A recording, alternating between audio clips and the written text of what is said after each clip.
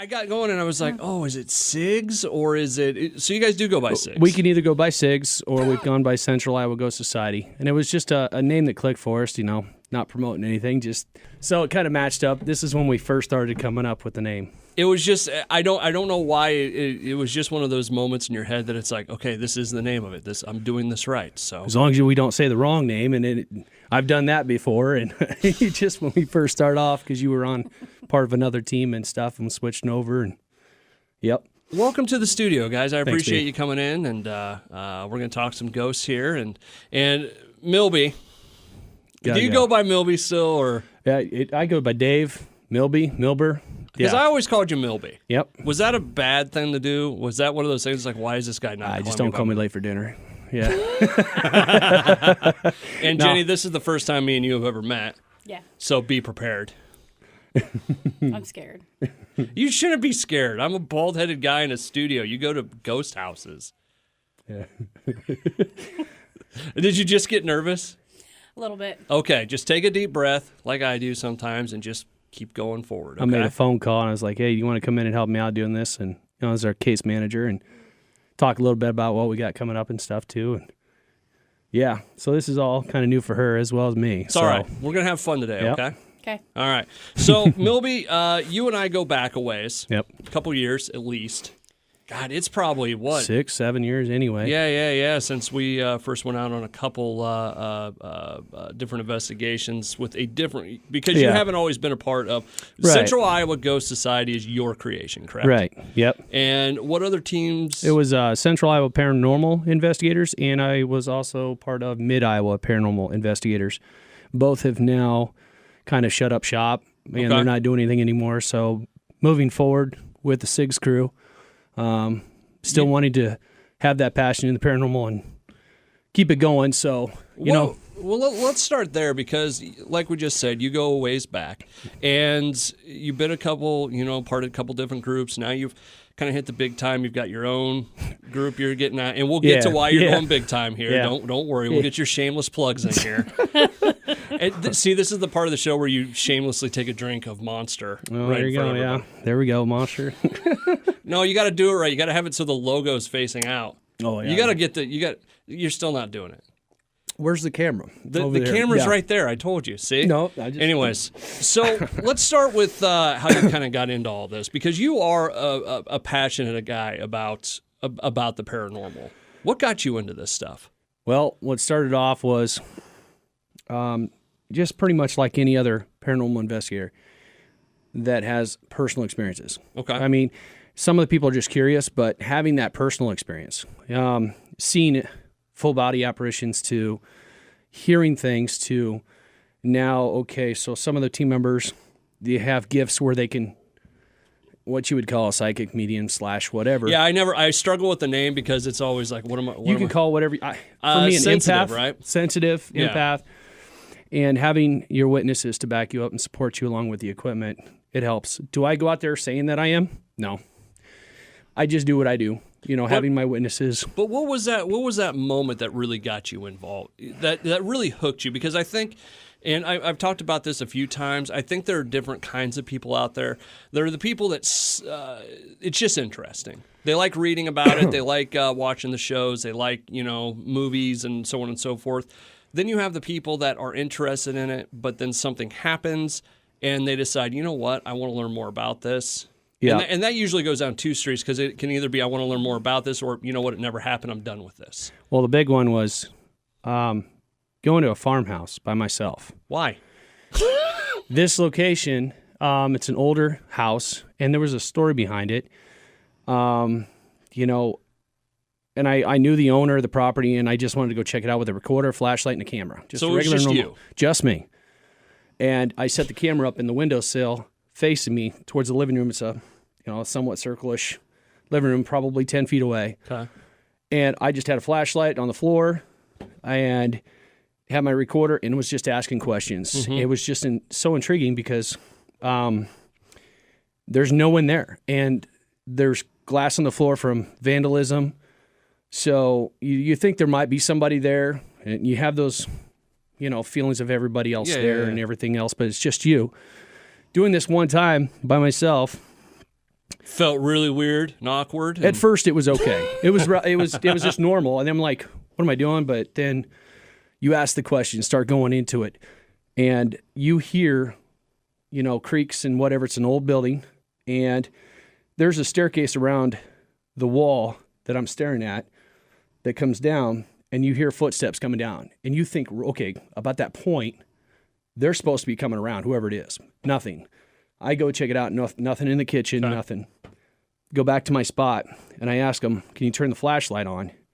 And a disembodied voice we capture on the camera. And I've got, enough witnesses. I showed the other team manager, and we listened to it, and it says, Dad, help. And then there was a male saying, no. And you hear this audio coming out of the recording, and there's no one else there. It's just me. At that point is when I'm like, I want to know more. Okay. Yeah, but I was initially nervous, scared. Yeah, but what got you to go to a, random farmhouse by yourself armed with nothing but a flashlight and a recorder? That's always the interesting part to me, because it was it a thrill you were seeking? Was it you'd watch some shows? Yeah, I guess you could say it's a combination. Okay. Between seeing it on TV to having the personal experiences to wanting the thrill. Just being bored. And just as goofy as I am, and it as I am, but I enjoy the paranormal itself, so I wanted to learn. Okay. And so I didn't know anybody, I didn't know any communications at the time, so just went out and did it. Just Milby and his recorder. And look what happened where I'm at today. So, on a half-assed radio show about oh my God, ghosts. Yeah. You've come so far. Listen, as slow as it may be, you got us on board, we're good. There you go. Yeah. Jenny, how about you? How'd you get into all this? There were two main things that got me into it. Bored? I was only 7 or 8 years old, and I was with my mom, and we were on a highway over by Belle Plaine. Uh-huh. And it was late at night. We went to babysit my cousins, and we noticed this little white car in front of us, and it was noticeably smaller because cars were like big boats back then, and it was a lot smaller, and it was going all over the road. I remember having the conversation with my mom, I think they're drunk. And then we got to the train tracks, and there was a train going by, and so we had to stop. And we watched that car disappear in front of us. Where was this at? By Belle Plaine, where the train tracks are at. I don't know. Do you know what road? Is that road still around? Yes. Yep. Belle Plaine by the railroad tracks. Mm-hmm. So let me ask you. I'm sorry to interrupt you. Was there like a story about Belle Plaine, about the stretch of road south of town, or whatever it was? No, I mean back then we had never even talked about paranormal at all. This is something. So something just happened, and I remember my mom locking the doors, and I said, it just disappeared. I don't think that's going to protect us. So we never spoke of it much after that because it freaked us both out so much. And my grandpa was a big unsolved mysteries person. And they would always have these weird things happen on that show. And so it would always remind me of that car disappearing. So I didn't pursue anything until 7 or 8 years ago, and I had an experience that I carried a child full term, and there were a lot of complications, and I come home without a baby. And I had an experience a couple weeks after she was born, and I wanted to know how it was possible that you could have a conversation with somebody that had passed. Okay. And actually be able to visually see them, too. And so I just wanted to know how far heaven was, and I wanted the answers to how it was possible. Yeah, it's not all about just looking for the spooky, scary stuff. No. You're trying to make intelligent conversations with someone that has passed that might have questions for you, or vice versa. Can you help them? Yeah. And stuff like that. And I just find it interesting that the people that are sensitives, that are psychic mediums, somehow they bridge that gap between the two realms. Yeah. So I'm sorry to bring the bad fine. Memory up. But that's what makes the story so real. Yeah. And the passion so much. And, you know, in situation like yours, I've had friends that have kind of had the same situation. And every once in a while, there's someone that, they have a kid at home and they say, oh, yeah, I was talking to little sister or, whoever. And it's like, wait, what? How did you, how'd you know that name? Exactly. You wouldn't have this information. So, yeah, that as sad of a story as it is, it leads you to think, man, what else is going on out there? Yeah, there's all kinds of ways people join into the paranormal.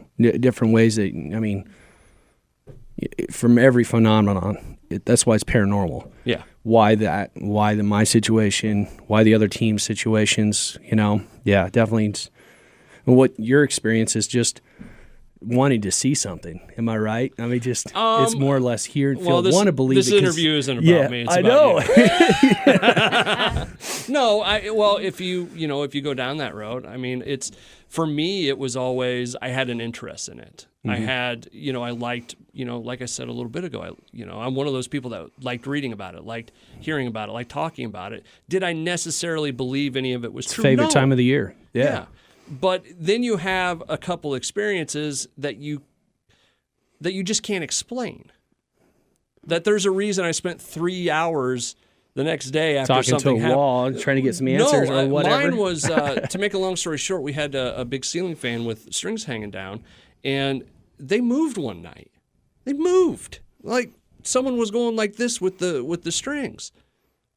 It's 3 hours the next day trying to slam the door, move my arm, do whatever I could to get those damn things to move, and I couldn't do it. So, it's for me, that's what that's when it was, okay, maybe there's something to this. And this is the thing that I can, mention about the Central Iowa Ghost Society team.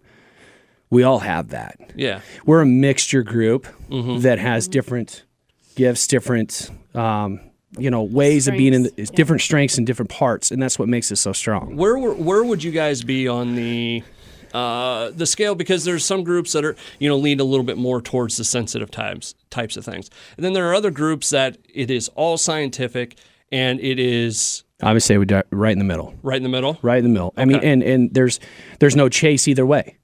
That's what makes it so that we have to collaborate together to make it so strong, is that some believers let's just scientifically only. Okay. Then you have the gifted over here. Now, if you mix it together and it works and it's the storylines come up plus the history of the location or the client's evidence, that's what makes it SIGs right in the middle. We're not chasing anything major, just trying to come up with the answers. For you guys, I know you have some things coming up, which we'll get to here in a little bit.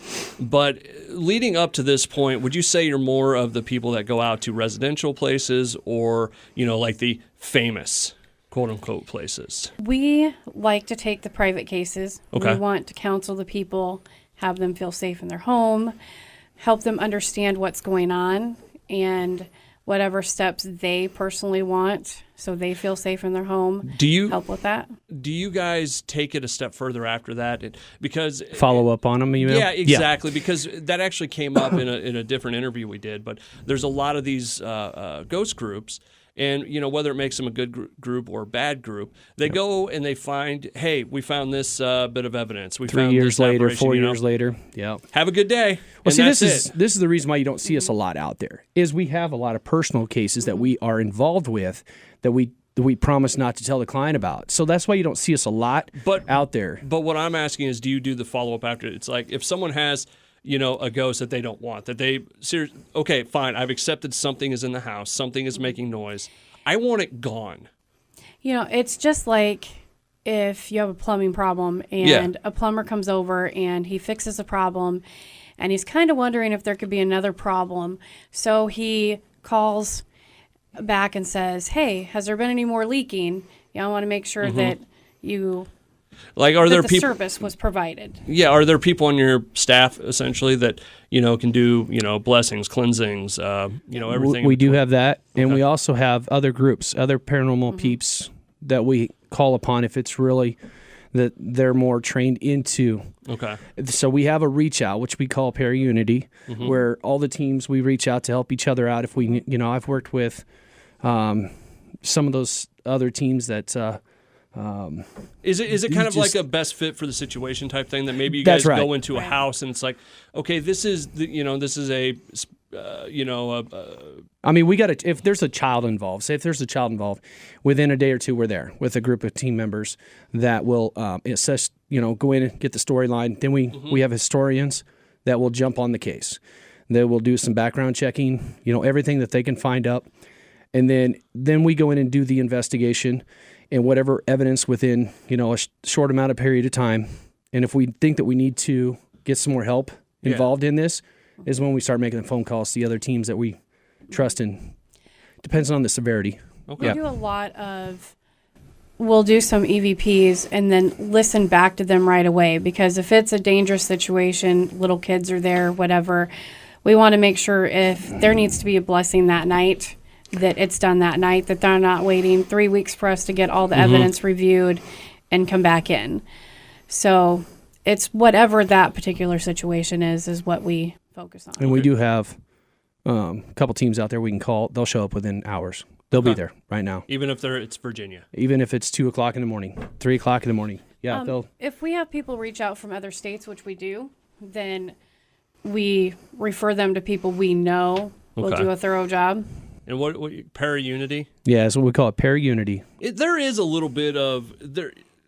It seems like paranormal groups are either really like team up, let's do stuff, or it's I don't want anything to do with your team. You stay away from me. I stay away from you. Glory. Yeah.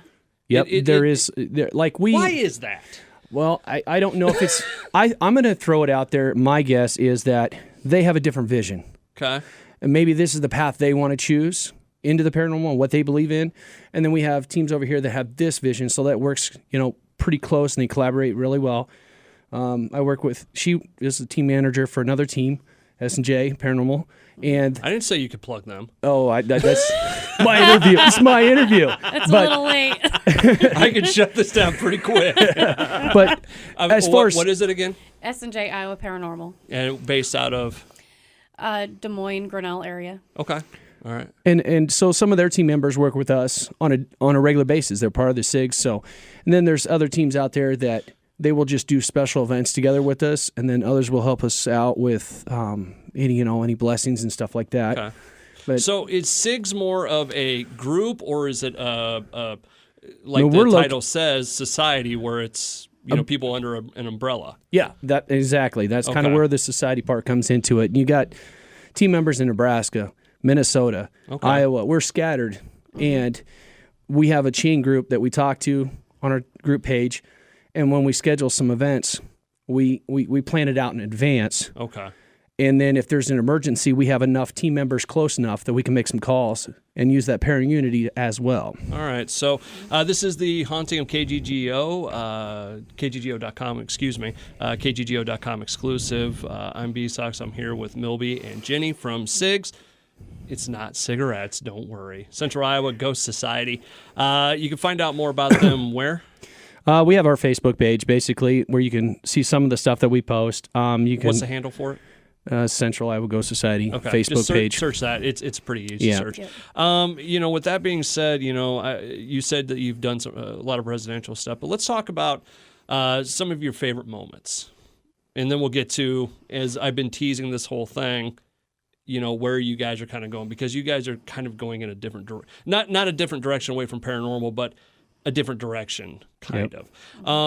Let's talk about some of your favorite moments, places you've gone, evidence, things that have happened. Go ahead. Who wants to start? Well, I mean, as far as my favorite location, obviously, was the one that started me off. Okay. Because this old farmhouse, the scenario. Where is this again? Close to Milo. Milo? Yeah. Okay. It's out in the country. It's out in the middle of nowhere. Let me ask you this about this house in Milo. Is there a history to it? Like, do people know, when you say the creepy house out north of Milo, or trespassers? Oh, really? Yeah. And then you get some people that have been invited to go.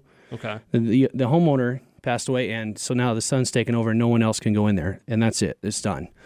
And it's kind of run down this and that. But did it have a history? Yes. So the township, off the top of my head, I didn't bring the notes, but jeez. Yeah, I know it, right? So the township, anyway, the story was that these three guys tried to break into the lady's house and shot her. Okay.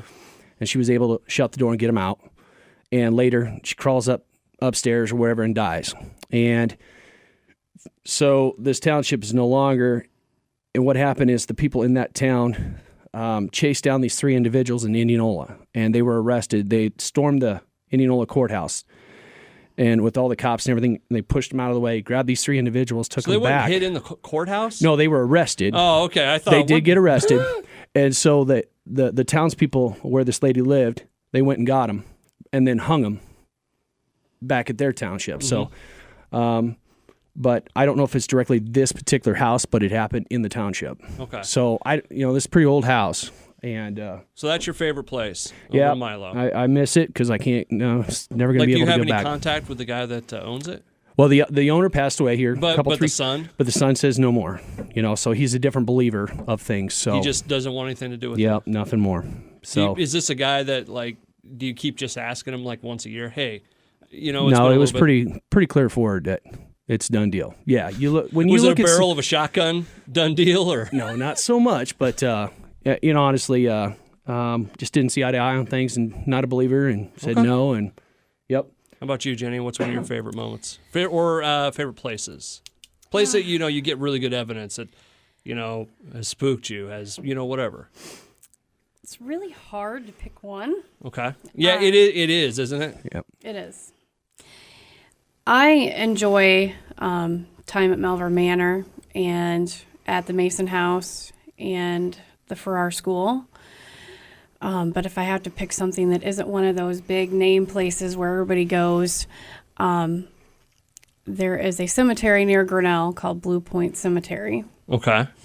And, of course, that's where the high school kids all want to go out and have a drink and act silly.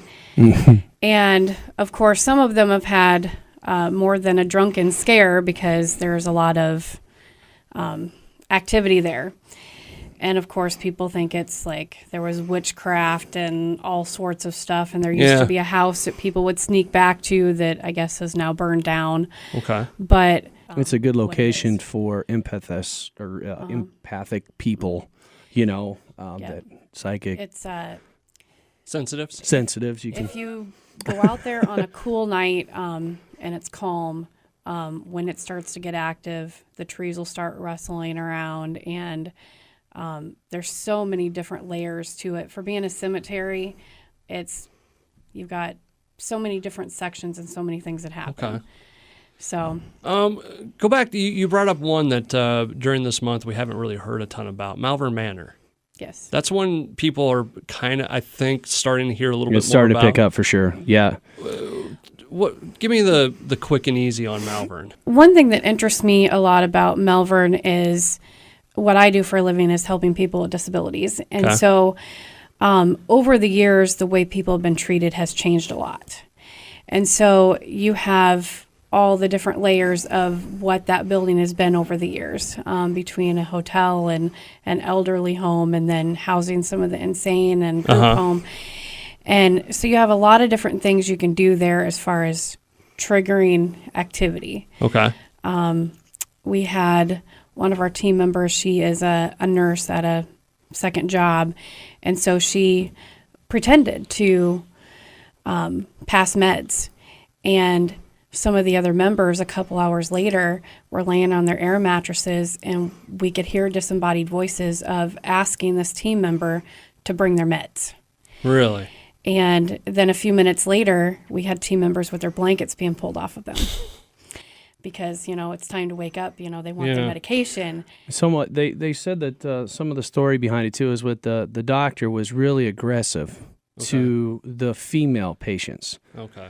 And we've had 2 or 3 team members get sick to their stomach. And they make you sign a waiver that I've never seen before. And at Malvern? At Malvern Manor. And it's just... Which is in Malvern, Iowa, correct? Yeah. Yes. And so to say that one, it was just a weird situation. Then to have those experiences of... now, Milby, you've been to Malvern, correct? Yes, yeah. What did you think of it? Walking into it, what was your vibe walking in? The initial vibe was quiet. Really? It wasn't more attracted to the male investigators. From my point of view, it was quiet for me. But the females on the team, all kinds of things happened to them. My wife... situation there, we had to leave the town. She was not feeling good. It just made her sick. Leave the town, not just the house. Yeah, we left town. the town. Right. We had to Wow. leave.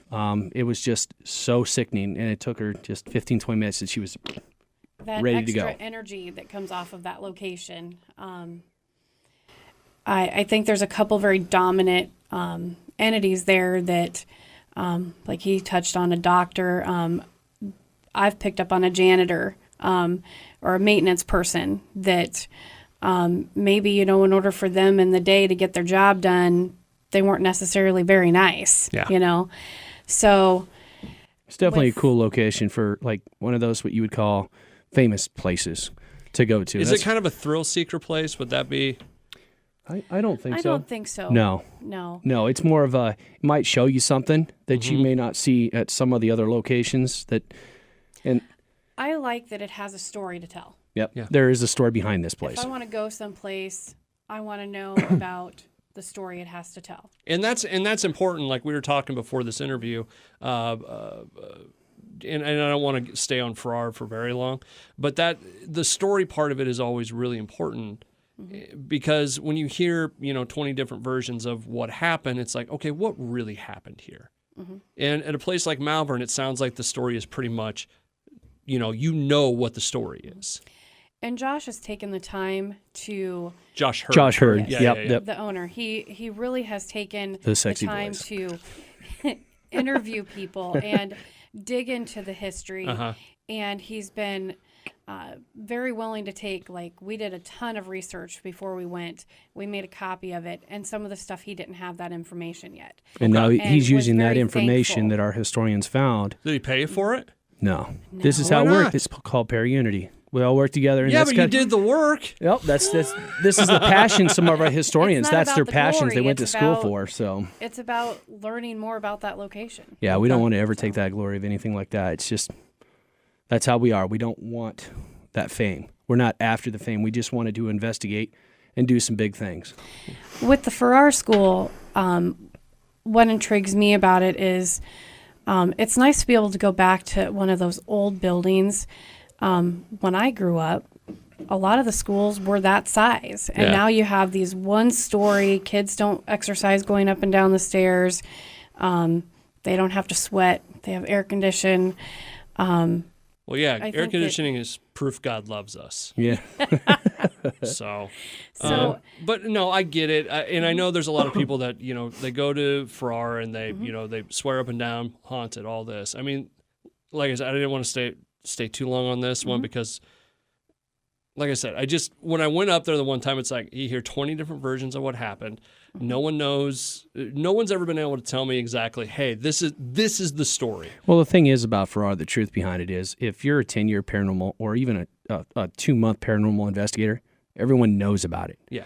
So there's a lot of stories behind it. Just go and investigate, get your own personal experience, get your own plug in there, and we'll go from there. All right. That's my opinion. So this is The Haunting of KGGO.com, a KGGO.com exclusive. My name is B-sox. This is Central Iowa Ghost Society. I keep wanting to throw paranormal. That was what's the team. That's where we first met. I mean, Yeah, that's, but no, that's what's throwing me. I just realized that because everybody has been paranormal this or that this month. So Central Iowa Ghost Society. Everybody shies away from the term ghost, I think. You don't. You dive right in. well, I prefer to call them spirits, but it was just the name that stuck. Okay. So that's how. I mean, we call them entities, spirits. So it would have been not so much, CIS. huh? So it would have been CIS. Central Iowa Spirit Society. Could have been, and that didn't make sense. It didn't jive Yeah, with yeah, the yeah. name. So Yeah. So going back to your time before Central Iowa Ghost Society came along, we got talking on the phone this week when we were kind of having some recollections of, past experiences Yeah. and stuff. And you reminded me of one that I forgot all about. Yep. And I don't know why I forgot about it because it's some of the best stuff I've ever heard. Yeah. But there's a place in Norwalk Where I live, that Norwalk. is unbelievable. Look it up. 1993. That it is, when you hear the story, you almost liken it to a modern day Villisca. It is, but Tell it's us not about talk. Well, Tell us what you can. How about that? okay. There you go. It's the Forsyth case. Look it up. Google up. 1993. Guy comes in, murders the whole family. Okay. Long story short, and he is in Anamosa right now. Tried to commit suicide and was unsuccessful. They found him alive, prosecuted him, boom, end of story. The location today, no one has lived there since. The banks, no one's name's on the title. It just sits there. The city mows the yard, no power, and maintains the yard. That's it. How did you guys get involved? Like, how? Well, that was Mike's group. Yes. And Mike Kelly. Sutton, Yep, Mike dude. Sutton. And so that was their idea, their plug, and I went with it. And great idea. And we did a walkthrough with his wife Kelly. And as we talk about sensitives, she was able to envision exactly what happened that day. She saw it, the rain. Everyone was inside. And we went through the investigation, found some incredible evidence. And here's what we did. We went through it twice. We had to get permission from the chief of police. Yeah. And one night, the chief was off and forgot to tell his lieutenants and everything else, and they showed up. Yeah. And they got to go on this fun ride. Yeah, they left early. So we were good to go. When we were done with the evidence, we met up with the council members, the chief of police, and the mayor, and they had a book of all the evidence of that. As we were showing some of this, the footage, the evidence and stuff that we captured matched directly up with what was going on there. And from this day, no one's stepped forward. And they just can't find a place for it. Well, the original, the guy, they tried to sell it, and a guy bought it out of Leon. And he started to fix it up. 2 weeks after, done. The bank, it went to foreclosure. The bank, we called the bank. They don't even know what we're talking about. Like, this place is just sitting there. Like, it doesn't exist. The neighbors around that we talked to, they're like, oh, nobody's there. Just leave them alone. Let them rest in peace. And I said, well, how does it make you feel that, that no one lives there? Well, it's quiet. It's nice. But they don't tell you anything else. They really, honestly, when you try to start asking questions. Are these people that were there when this all happened? I don't know. Don't know. Good question. I mean, if family is murdered in the house next to me, I don't know if I want to talk about it to random people. That's just it. When you were talking to them, they just wanted to shut up. So essentially, house in Norwalk that, for lack of a better term, doesn't exist.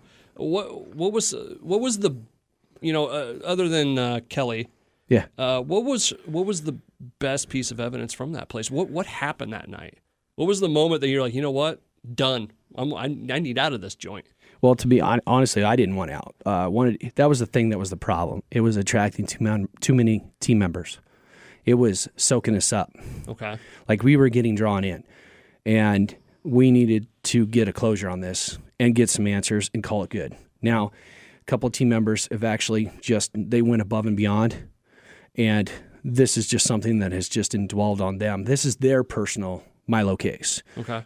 So, I haven't heard back since, and everything else, kept in communication with some of them, what they've, gone through on that. But there was a lot of heavy feelings in that place. The recorder that, that was another place I saw full apparition. I didn't know any evidence of the place. Full apparition you saw. And Mike and Kelly were on the Forium. When you first walk in, it goes up and down. And I was starting to go down, and that's when Kelly was starting to feel that with the rain and everything else. Mike's got the handheld, and I said, Mike, do you see that? And I got my flashlight, and you can see the whole entire silhouette of this little girl. And it doesn't go through. And then I turned to Mike. I said, Mike, do you see this? And when I turned back, gone. And he's coming around with the camera. He saw it too, and just went poof. Camera died. All the batteries except for my recorder. Weird. Going back on the recorder says, Mike, Dave, follow me. Really? So you're kidding? No, Mike, Dave, follow me. And that room that she went to was the room that she was found dead. Oh. So there's a lot of really neat stuff to the personal cases and the smaller unknown. That's another thing with SIGs is we like to look for locations that have never been investigated, maybe once. And this is our case manager to do that, to do some stuff. And we got some big things coming up with that too. So, all right, well, let's speak about those big things because SIGs is going in a direction that you don't hear much about, or at least it hasn't really been done around here, maybe? Yeah, around here. You guys are going in the direction of you're bringing in sponsors, you're getting new equipment. And support groups, yep. Support groups, and the world tour begins next year, essentially. Yeah, yep. Yeah. Who have you brought on, and what's going on with SIGS now? What we can announce so far, we've still got some stuff going on. First of all, went out and bought a brand new truck, brand new trailer, all this new equipment, something you would see on like a television show. Yeah. But this is coming from our pockets. No help with any television shows. We're going to do it at our pace, our YouTube, but here in Iowa, that's very rare to hear of. But we're going to be traveling to different states, different places, seeing some really big locations that a lot of people have been to, but then we have personal cases that we might be taking on as well. But we have obviously Phantom Light that's been with us since the beginning. And what is Phantom Light? Night vision experts. Okay. And then we just got Monster Energy and Enterprise. And so you got some big name people involved in this. Yeah. Which, by the way, I may need to borrow a night camera from you. Oh, night vision camera? Yeah. Yeah. I may need that. To tape things. Yeah. At night. Well, they go to phantomlight.com. There's I'll get you hooked up. Plug. Yeah, Very I nice. got you. So what is the end game with this? Because got the big nice trailer with computers in it and loaded up, equipment, sponsors. Where are we going? What are we doing? We want real, authentic footage that has not been altered in any way, shape, or form. We want to bring the real story about these locations and do it at our own pace. What's in the crosshairs? Like 2019 rolls around because just according to your Facebook and stuff, you guys have been 2018 has been kind of on the down low. The down low. I lost my dad, and we've had some family deaths and a lot of personal things going on. So 2019 comes around. Where are you guys heading? We're not going to lose sight of the small cases, but we are going to head to some big ones. Like? Hills, Pennhurst.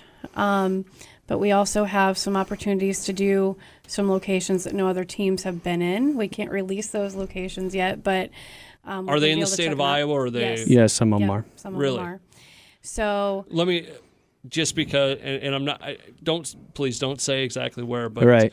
Is it places that people would know? Is it places? No. Nope. Nope. It's what part of the state? It's more southern. Yeah, more southern, okay. And it's not just one particular town. It's going to be different locations in that area. Is it well, let me ask you this: Is it in the realm of like old hospital, old buildings, or is it residential place, or one of them is a mixture of different things. Some of them are private residences. Some of them are businesses that are being renovated or just historically preserved. Okay. And the owner says that there is some activity there, and you're really thinking about your words before you say it. She's very smart with this. This is kind of why she does this position. So she has had some experience. Some of this stuff I don't even know about yet. She does. That's how it works. Well, you're a crappy leader. Well, no. This is help leadership is letting her run the show on this. I mean, so yeah. When do we know then? When does this stuff come out? When do we find out where? So we'll be checking these different locations out and getting all the clearances that we can put it out there publicly. So is that the end game? Is just to put out evidence, or are you going to do like your own version of a show? What? Because if you're going to these really cool places, what is the end game here? Well, this is kind of like what we were talking about with SIGS and the society thing. You've got techs and you've got people that are sensitive. You want the TV show, and you want just evidence. It's going to be a mixture. So that's what's going to separate SIGS, is that we're going to be right in the middle. We are teaching our sensitives on the team that if they're getting something, if they think that there's a lady wearing a dress there or a little girl with pigtails, to start steering their EVP questioning to, is there a little girl here? Do you like your hair in pigtails? So that when we start getting those EVPs, or maybe even we have the DVR system up and going and we see a full body operation of a little girl with pigtails, then that's proof that what they were picking up on scientifically was there.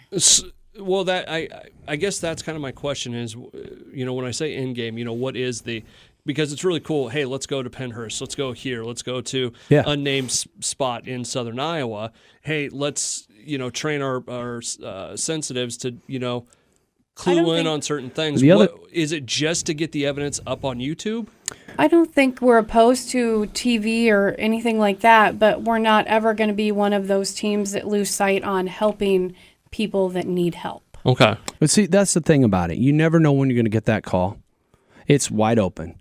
And we might have to rearrange things. We'll get a phone call, say, hey, something's going on with our family and the kids. So we have to stop what we're doing and jump, because that's who we are. And that's a lot of teams do that. And the other thing is that we are looking for locations that we can go in there and the owner's okay with how everything's going and throw on a public investigation 101, where we have the public come in, hold fundraisers, and it's at locations that the people haven't been to. It's a brand new location, so they hype it up a little bit to have some fun with the storyline. To fully embrace it, you want to teach people so that it isn't, those crazy paranormal people. Which gets thrown out there a lot more than people. Absolutely. Yeah. I mean, how many times do people say, well, I saw something, and then you get thrown mental health medication because you must be crazy? Look, I've failed twice. I want to say I'm fine with that. I've crashed and burned twice with what's going on. I'm ready for the next ride to move forward. You have to learn to fail to be successful and take criticism with compliments. And that builds a person as a team leader, and your team goes through that motion, and you become stronger at what you're believing in. And so there's some fun things coming up ahead for us. So, well, that's usually the question, and I don't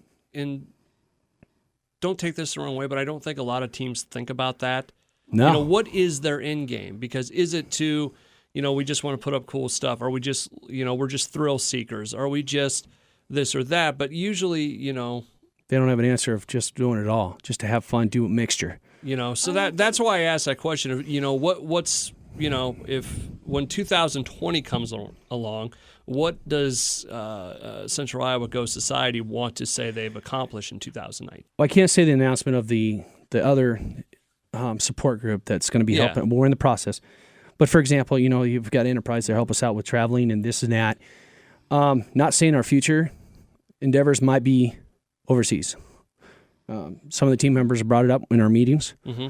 We've discussed some things, and that's something that we can do in the future, to go across seas to see other countries and just travel the world and enjoy what we're doing at our expense, not from other television groups, this and that, and just show us, just be honest, be real, whether they like us or not, be a regular personality, and we just go from there. I mean, I think it means more to us because we're working and paying for it ourselves. We're not getting a free ride, on anything. We have more respect for it, I suppose.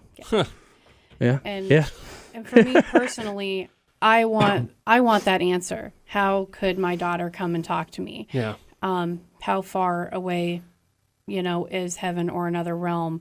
How can we do this communication? I just want to know why. And I think I'll spend my lifetime trying to get those answers. So. Okay. All right. With what you got, because when did 6 come around? 2013, something like that. What's your favorite place since 13 came around? St. Charles Elementary was a lot of fun. Let's talk about that. St. Charles Elementary. Yeah, we had a... What part of the state is St. Charles, and I forget. What's that? What part of the state? Just south of Des Moines. That's right. I was trying to picture it. I've drove past the school. I haven't been in it. I missed that one. Yep. It was before my time. It was an interesting location. Over your head? So it was before my time. Yeah, over my head, sure. Her boyfriend got to go. That's all right. So it was one of those locations. I worked for another company, a garbage company, and I seen it every day. Every day I was driving by this thing, or I should say every day, every week, when it was my turn to get on that route. And I got a phone number, made a call, set it up, interviewed with the gentleman that owned it, and let us come in there, and we just went to town from there. And it was another thing like Farrar, just an old location that brought a lot of people when we were there, brought, boom. I know why St. Charles, it rang a bell and I couldn't remember. It was Big Country Bash, one of our sister stations. Yep. The concerts down there. Yep. I spent a lot of time in that town during the summer. Yeah. So the school's haunted. I would say, yeah, to a certain point, like nothing evil, nothing. We did capture some good evidence. We have an actual YouTube video of it. What happens? A lot of the SB7 Spirit Box responses to our questions when we went back and reviewed footage. There's a gymnasium, like a gymnast area in the gym, and those two people, they came with us later. They had their own personal experiences. A couple times when the hair was touched, to taking some photos down at the end of the hall. You can say pixelation, but it looks like the two kids that passed away. So there is a history of there's a history to the school, but not so much as it being haunted. Why? I mean, we got a lot of people that given us feedback that didn't like what we did, but we had that opportunity to open it up to the public to come talk to us about their stories. What is it about schools lately? Because it seems like everything in Iowa that's now haunted is a school. Farrar, St. Charles. I believe so many people have that was their so many happy different place. Life experiences that was their happy place. Yeah. Okay. If you think about your happiest times when you were a kid, you didn't have to pay your bills, you didn't have to go to work. It you didn't have to worry wasn't at about school, anything. I can tell you that much. But playing on the playground, Yeah. and for some kids that was their only warm meal that they got. Okay. Because that was home they to lived them. in poverty. That was. So is it more a thing of people? I'm trying to think of the best way to say this. Is it more people just dropping off energy there, and it's kind of it's more of the history going back to? We enjoy the history of the location, and if you get into a location like Farrar, St. Charles, and so on down the road, you enjoy that the history tells a story. Okay. So when you do the research, but then when you go in there, and if there's individuals that are still there, spirits that are still there, and they want to talk to you, you can bring up that history and you might get some interaction. But that's my question. What is it about schools that is drawing people Maybe in? that's Iowa for you. I don't know. You know what I'm saying? Yeah, exactly. It's the other thing that's also that we touched on just last night in an investigation at the Klondike, that if you hit a town that there's two locations that you can investigate, we've run into spirits talking to each other. The Manila School is what, 5-6 school blocks that away? was the other one. Manila School is the other one, and they're literally like 3-4 blocks apart from each other. So there were spirits that we found last night that were talking to each other from each location. Like there were some people up at the school and some people down at the Klondike, and listening to that evidence, there were spirits talking back and forth between the two. It's like they have their own little society, their own community that they're That's kind of where still living. Like literally, like this is it relates a lot to us as far as you got groups over here, the people who believe this, and then over here, and it's a mixture. Huh. And we just keep. That's exactly why society worked so good for us as far as where we're at. All right, this is the haunting of KGGO.com, a KGGO.com exclusive. Guys, we're getting a little long in the tooth. Just because it's the Halloween season, scariest moment on any investigation, Milby, and then we'll come to Jenny. Scariest moment is probably the first time that I was asked to help an individual from not floating, and it took a couple of us to get her out. Levitated off the ground, 6 to 8 inches on video. Come on, Mike's group, and I'm not going to plug where the location was, but I thought you were there that night, but I guess not. Carlisle. So Carlisle? No, I don't know if you were there. That happened later, towards the end of the night. Okay. And it's on film where she starts shaking. Yes, I think I do know what you're talking about. And so Eric has that information as well. He was there. Eric Klein from Paranormal Endeavors. And so to me, that was probably one of the scariest things that happened. I remember that story. Yeah. And where I goosebumps to talk about it, to where I started almost speaking in tongues, praying for this lady, and the 7-8 individuals, when they laid hands to pray for everyone, you could see everyone jump back but myself, and it was like on fire That story of that the individual who was levitating, it was one of those stories of they almost got what they were asking for. Amen. That that's what I remember of that story. That it was like, you know what? Maybe you shouldn't. That's the thing that we do not do at Six. We do not provoke. Yeah. That is. We treat them like they are a person standing next to us with the same amount of respect. But that was the scariest moment for me because I was the only one to make the action. And if we didn't, I don't know what would have happened. Yeah, yeah. How about you, Jenny? So I feel like I've been on this path because I'm supposed to be there when and where I'm called upon to help. And there's been 3 different situations where it was private residences or just out with some team members, and when they are overcome, maybe not necessarily possessed, but possessed. Maybe I've seen somebody levitate, and we were with another team, and it took some pretty big guys to keep that person on the ground, and it's a team effort to know the right words to protect that person, to bring them back, to battle what might be the cause of. Everybody can laugh outside the radio that doesn't realize that this stuff happens. It really does. And this is what we push for our team, is to keep recording until it happens to you. You just, it's understandable, and I respect that they say that's just it. One of the guys that works in this building, he was going to go to Villisca. I'm like, listen, you need to take this seriously before you just go in and just, hey, I'm going to go screw around and that sort of thing. So you have a plan of what are you going to do if things go wrong, and flee. I Plan F. I love that textbook, of knowing what prayers to say, what's worked for years for people. Okay. But there are certain words for certain situations that are right for that particular situation.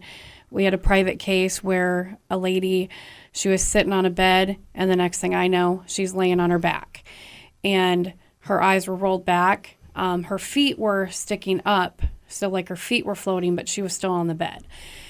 And we had tried pretty much everything that ever worked before. And I finally sat her up, put my hand in the center of her back, put a St. Michael's charm in her hand, and she said she didn't know what I prayed about because I never said it out loud. She didn't know what I prayed about, but when my hand hit the center of her back, she said she felt like she was on fire. And at that point, she had enough energy to complete the prayer she was trying to do in her head. And then she said everything just cooled down. She couldn't get up and walk or anything. And in those moments, you're like, okay, I got to know the right words to help this person so they're not scared. Where was this at again? It was a case in Des Moines. In Des Moines? Yep. Was it residential? Yep. Okay. And we had another team that had come in to help us, and we actually did a full cleansing and everything of the home that night. Awesome. Nothing since. Nothing. And we followed up. You guys have followed up with that. Mm-hmm. And a couple times we followed up just to make sure. All right. Sometimes you think you get rid of a problem, but it creates another. But it could be that was suppressing another for. problem. So you got to make sure that once you remove one problem, that there wasn't another one underneath. Okay. So this is The Haunting of KGGO.com, a KGGO.com exclusive. David, Jenny, both from Central Iowa Ghost Society. Almost said Paranormal. Yes, almost. You did. Thank you so much for coming in today. I appreciate it. I know you've had a long night. You just came in off an investigation. You have people literally waiting in the car. Yep. Should we just make them wait longer? Maybe. Go another 3 hours or something like that. No, seriously, thank you guys so much for coming in today. I appreciate it. Hope you had fun. I got a real quick question on my purse thing. You're familiar with it. Can we talk a little bit about that EVP real quick? The gun? Your very first EVP. That was so cool. Okay. I mean, we don't have it right now, but here's the short of the story. So because I work with audio, I have gone in. That's how I kind of got involved with some of these different groups, is going and just cleaning up audio, taking out white noise, making hey, what do you think of this? What do you, that sort of thing. And I went down to your neck of the woods. Yep. We sat around my computer, and you fed me EVP after EVP after EVP. Which we thought. And see, this is why cleaning up makes things so much easier to help yourself and everything else. This is where he's making fun of me. No. But It's well, all right. no. The one I'd make fun of you about is the bug that was flying around the IR camera, and you were dead set For that an was hour, a ghost. literally. And then I'm like, okay, never mind. We'll go look at this, and we found the bug. Flies around for an hour. It flew right no. around like where the light Right was, around so the it was lens making. when you're watching the DVR camera. So this I'm was the like, very Milby, beginning it's of a- where I started. So I learned, you That learn would have been things. very exciting. Yes. It was a fun argument. But that you know what, that place up in Perry, that actually had a really good story Yeah, to it. that was so. really cool. Anyways, the one of the coolest EVPs ever. And it fell into the story of what I told you. Yeah, and so I cleaned it up, and we're listening to it, and I go, I know what that sound is. And I went through, and I had a sound effects library, right? So I pull up the thing that I think it was, and I put it in underneath his sound just to see if it lines up, and it lined up almost Perfect. And this was a gun. It was a lever action rifle. Lever action, and it was the same time period, the same frame time period of the story that happened to this lady that passed away. And it says, it's like, try and stop me. And that was just... Because you heard the voice try and Yep. stop me, but then you hear the other thing, and it's and if you're watching on video, you can kind of see the lever go out, The lever that back goes in, underneath, and yep. then the gunshot. Yep. And you actually hear the gunshot, and you put these two together of the library and the actual EVP, and they matched almost to a T. Yeah, And it was the same storyline as what we found in the history. So that, for me personally, to see that and your first EVP, that was just it was that was really neat. yeah, that was a fun one. So, all right, guys, Yep. like I said, we're getting a little long in the tooth. I appreciate you guys coming in. Thanks, B. A lot of fun. Thanks. Hopefully, you guys have a really good 2019. Let us know what happens with it, so that we can actually find out where these famous places you're going are. Yeah. As Jenny just smiles at me. it's Won't gonna give be me cool. any She details. knows that's the key. I don't. That's the other fun part. I'm just as excited as you are, and that's kind of how it is with the team. They just do their own thing, and then they surprise me later. Real quick, where can they find out information, or if anybody's looking for, they have an issue that they may want to talk to you about? Well, you can email me at davemilby@gmail.com Okay. or Facebook, Central Iowa Ghost Society. We're going to have a website. We'll release that February, Okay. somewhere in there. And so we'll have all the information on there as well. All right. So Perfect, guys. Well, thank you.